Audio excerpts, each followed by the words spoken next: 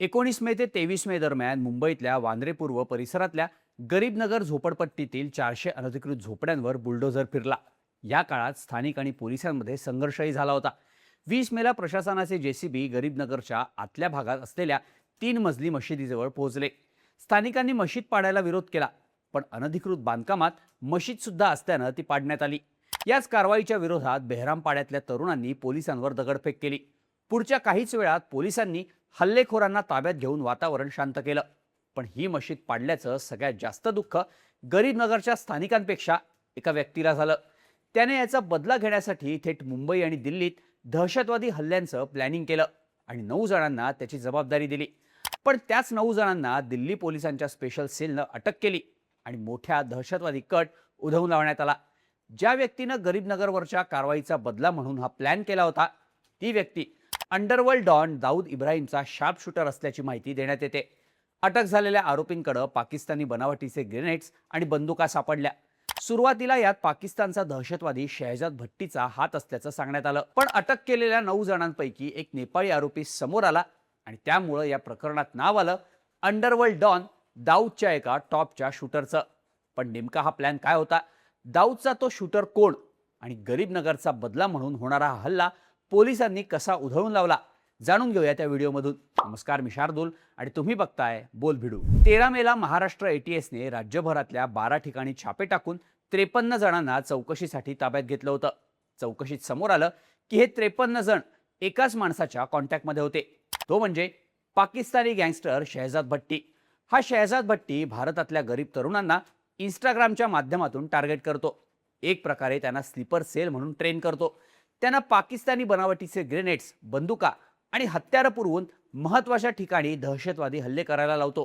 हे सगळं देशांतर्गत संघर्ष पेटवण्यासाठी केलं जात असल्याचंही समोर आलं. गेल्या वर्षभरापासून त्यानं भारतातल्या वेगवेगळ्या राज्यांतून 100च्या वर तरुणांना गळाला लावलं. ही आकडेवारी मोठी असल्यानं गुप्तचर यंत्रणा शहजाद भट्टी आणि त्याच्याशी संबंधित असलेल्या लोकांच्या सोशल मीडिया अकाउंट्सवर लक्ष ठेवून होत्या. दरम्यान गुप्तचर यंत्रणांनी दिलेल्या माहितीनं दिल्ली पोलिसांच्या स्पेशल सेलनं पुण्यातून विजय शूटर नावाच्या गुंडाला अटक केली होती.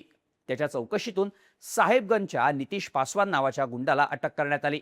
स्पेशल सेलनं केलेल्या चौकशीत समोर आलं की विजय शूटर आणि नितीश पासवान हे दोघेही पाकिस्तानी एजन्सी ISIच्या संपर्कात आहेत. त्यांच्यासारखे अनेक स्लीपर सेल्स मुंबई आणि दिल्लीत ॲक्टिव्ह आहेत आणि ते या दोन्ही शहरांमध्ये मोठे दहशतवादी हल्ले करण्याच्या तयारीत आहेत. यानंतर केलेल्या टेक्निकल सर्व्हेलन्समध्ये 27 मेला मुंबईतून तौकीर शेख आणि अरबाज खान या 2 तरुणांना दिल्ली स्पेशल सेलनं अटक केली. नंतरच्या तपासात छतरपूरमधून 3 जणांना अटक करण्यात आली.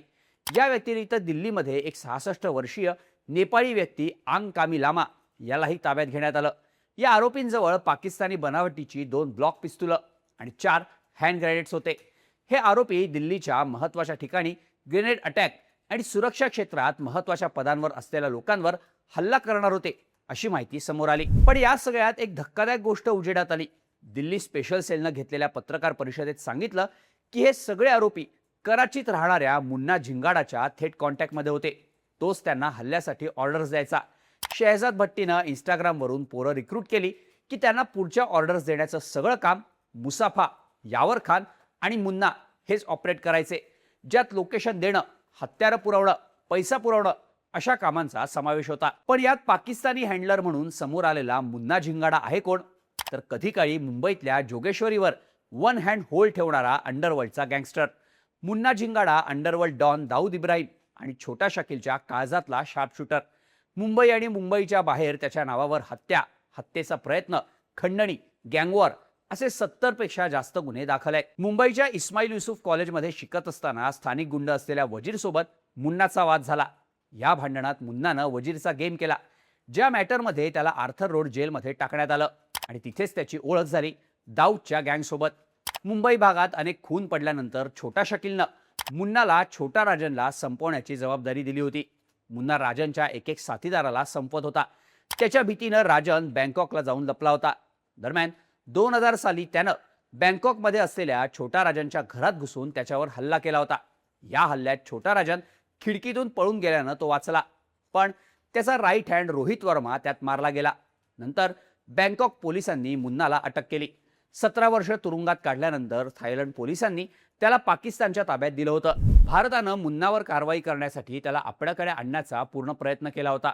पण असं सांगितलं जातं की त्यावेळी दाऊदनं पाकिस्तानवर दबाव टाकून मुन्नाला पाकिस्तानात आणण्यासाठी भाग पाडलं. त्यामुळेच मुन्ना आज पाकिस्तानात असल्याचं बोललं जात आहे. याच मुन्ना झिंगाडाचं दिल्ली स्पेशल सेलनं नाव घेतल्यामुळं या सगळ्यामागे अंडरवर्ल्ड कनेक्शन असल्याचं म्हटलं जात आहे. पण या मुन्नाचा या कटाशी संबंध काय? तर 17 वर्ष जेलमध्ये काढल्यावर मुन्ना पाकिस्तानात गेला, पण तिथेही तो शांत बसला नाही. त्यानं ISI सोबत संबंध वाढवले आणि भारतात अस्थिरता आणण्यासाठी वारंवार प्रयत्न केले, अशी माहिती देण्यात येते. तो भारतात आणि विशेष करून मुंबईत काहीतरी मोठं करायचं प्लॅनिंग करत होता. पण मधल्या काळात भारतानं वाढवलेल्या सुरक्षेमुळे 26/11 सारखा हल्ला शक्य नव्हता. त्यामुळेच पाकिस्ताननं दहशतवादाचं नवीन मॉडेल आणलं, ते म्हणजे भारतात हल्ला करण्यासाठी भारतातल्याच तरुणांचा वापर करण्याचं. त्यासाठी पाकिस्तानी गँगस्टर शहजाद भट्टी ऍक्टिव्ह झाला. तो इंस्टाग्रामच्या माध्यमातून भारतातल्या वेगवेगळ्या राज्यांमधल्या कमी शिकलेल्या आणि गरीब मुलांशी संपर्क करायचा, त्यांना देशाच्या विरोधात भडकवायचा आणि पैशांचं आमिष दाखवून हल्ले करण्यासाठी तयार करायचा. हे सगळं सोशल मीडियावरून होत असलं तरी प्रत्यक्षात हल्ल्यासाठी भारतात पैसा आणि शस्त्र पोहोचवणारा अनुभवी माणूस हवा होता. आणि हीच जबाबदारी मुन्ना झिंगाडानं उचलल्याचं बोललं जातं. हे काम करण्यासाठी मुन्नानं मूळचा नेपाळचा असलेल्या आंग कामी लामा याची मदत घेतली.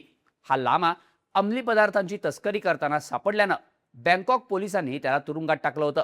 याच दरम्यान मुन्नाही बँकॉकच्या तुरुंगात होता. तिथेच या दोघांची मैत्री झाली होती. मुन्नानं त्याच्या मदतीनं भारतात हल्ले करण्यासाठी नेपाळ मार्गे रसद पुरवली. हे पैसे लामा दिल्लीतून देशभरातल्या स्लीपर सेल्सना वाटायचा, अशी माहिती 30 मेला समोर आली. आता गेल्या वर्षभरात दहशतवादाचं हे मॉडेल भारतात वेगानं वाढतंय. नोव्हेंबर 2025 मध्ये पंजाबच्या गुरुदासपूर पोलीस स्टेशनच्या बाहेर ग्रेनेडनं हल्ला करण्यात आला होता. नंतर या प्रकरणात पकडण्यात आलेले तिन्ही आरोपी शहजाद भट्टीच्या संपर्कात असून त्यांनीच हा हल्ला प्लॅन केल्याचं समोर आलं. मे महिन्याच्या सुरुवातीला दिल्लीच्या मानेसर भागातही मोठा ग्रेनेड हल्ला होणार होता. पण सर्व्हिलन्सनं दिलेल्या माहितीच्या आधारे स्पेशल सेलनं हल्ला होण्याआधीच भट्टीच्या स्लीपर सेल्सना अटक केली. त्यानंतरही कित्येक जणांना अटक करण्यात आली. पण भट्टी आणि मुन्नानं आपल्या हालचाली बंद केल्या नाहीत. याच दरम्यान 19 मे ते 23 मेला गरीबनगरमधली झोपडपट्टी आणि 3 मजली मशीद पाडण्यात आली. माध्यमांमध्ये असलेल्या बातम्यांनुसार गरीबनगरवरच्या कारवाईचा बदला घेण्यासाठी मुन्ना झिंगाडा आणि शहजाद भट्टीनं मुंबईवर हल्ला करण्याचा प्लॅन केला होता. यासाठी त्यांनी मुंबईत असलेल्या हुजैफा नावाच्या स्लीपर सेलला ऍक्टिव्ह केलं. त्याने मुंब्रा भागात राहणाऱ्या तौकीर रिजवान अहमद शेख आणि कुर्ला पश्चिमेला राहणाऱ्या साजिद मेहबूब शेख उर्फ अरबाज खानला हल्ल्यासाठी रिक्रूट केलं. याबद्दल माहिती देताना दिल्ली पोलीस स्पेशल सेलचे चीफ अनिल शुक्ला यांनी माध्यमांना सांगितलं की तौकीर आणि अरबाजनं Dadar railway station, overbridge, parks आणि काही महत्त्वाच्या बिल्डिंग्सची रेकी केली होती. या सगळ्या ठिकाणांचे व्हिडिओ काढून ते शहजाद आणि मुन्नाला पाठवण्यात आले होते. अशाच पद्धतीनं दिल्लीमध्येही रेकी करण्यात आली होती. यातले लोकेशन ठरल्यानंतर मुन्ना त्याचा मित्र लामाच्या माध्यमातून तौकीर आणि अरबाजला ग्रेनेड्स आणि बंदुका पुरवणार होता. पण गुप्तचर यंत्रणांना त्यांच्या या हालचालींचा सुगावा लागला आणि स्पेशल सेलनं भट्टीच्या 8ही स्लीपर सेल्सना अटक केली. या अटकेमुळे मुंबई आणि दिल्लीला हादरवू शकणारे हल्ले टळल्याचं बोललं जात आहे. पण या सगळ्यात 2 गोष्टींची मोठी चर्चा होते. गरीबनगरमधली मशीद पाडण्याचा बदला घेण्यासाठी केलेला कट आणि या कटाचा मास्टरमाइंड असलेला दाऊदचा शार्प शूटर मुन्ना झिंगाडा. या संपूर्ण कटाबद्दल तुम्हाला काय वाटतं? याबद्दलच्या तुमच्या प्रतिक्रिया कमेंट करून नक्की सांगा आणि अशाच माहितीपूर्ण व्हिडिओजसाठी बोलभिडूच्या YouTube चॅनलला सबस्क्राईब करायला विसरू नका.